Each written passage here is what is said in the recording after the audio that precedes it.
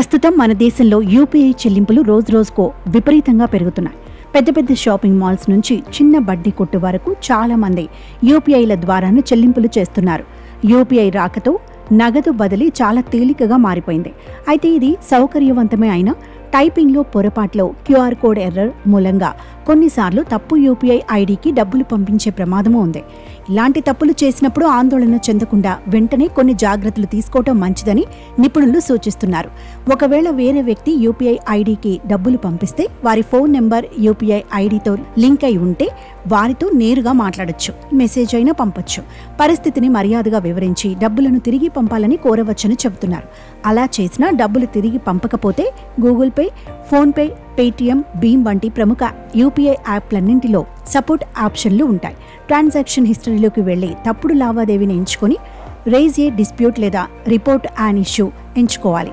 Transaction ID, UPI ID, చెల్లించిన మొత్తం, తేదీ వంటి వివరాలు తెలియచేయాలి. ఎంత త్వరగా రిపోర్ట్ చేస్తే అంత త్వరగా సమస్య పరిష్కారమయ్యే అవకాశం ఉందని నిపుణులు సూచిస్తున్నారు.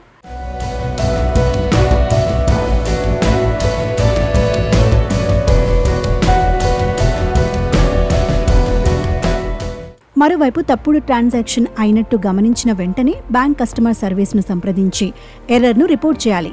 సాధారణంగా బ్యాంకులు యూపీఐ వివాదాల పరిష్కార యంత్రాంగాలు కలిగి ఉంటాయి. అందుకే వారికి రిపోర్ట్ చేస్తే డబ్బులను వెనక్కి పంపించే ప్రక్రియను ఆరంభించవచ్చు. ఒకవేళ ఫిర్యాదును రాతపూర్వకంగా తెలియచేయాలని లేదా సమీపంలోని శాఖను సందర్శించాలనైనా మీకు సూచించవచ్చు. ఇక యాప్ లేదా బ్యాంక్ సహకరించకపోతే నేషనల్ పేమెంట్స్ కార్పొరేషన్ ఆఫ్ ఇండియాకు ఫిర్యాదు చేయొచ్చు.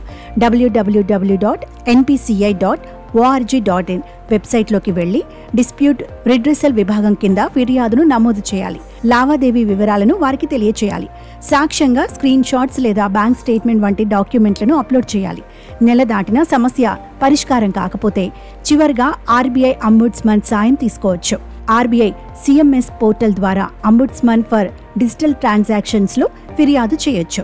ముఖ్యంగా వెనక్కి రావాల్సిన డబ్బు పెద్ద మొత్తంలో ఉంటే ఇది ఉపయోగపడుతుంది. అయితే యూపీఐ లావాదేవీల్లో పొరపాట్లు జరగకుండా ఉండేందుకు పలు జాగ్రత్తలు తీసుకోవాలని నిపుణులు సూచిస్తున్నారు. ముందుగా నగదు పంపే ముందు యూపీఐ ఐడి మొత్తాన్ని 1-2 సార్లు తనిఖీ చేసుకోవాలి. ఐడిని ఎంటర్ చేశాక గ్రహీత పేర్లను ధృవీకరించుకోవాలి. క్యూఆర్ కోడ్స్ను స్కాన్ చేసేటప్పుడు చాలా అప్రమత్తంగా ఉండాలని, తెలియని యూపీఐ లింకులను క్లిక్ చేయొద్దని చెబుతున్నారు.